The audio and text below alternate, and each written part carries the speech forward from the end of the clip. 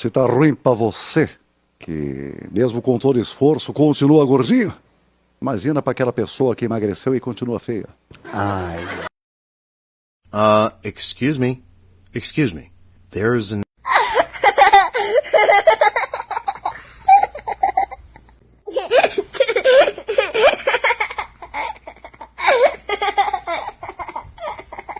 elephant in the living room. Would anyone like to explain how it got in there? Because it did not come in through the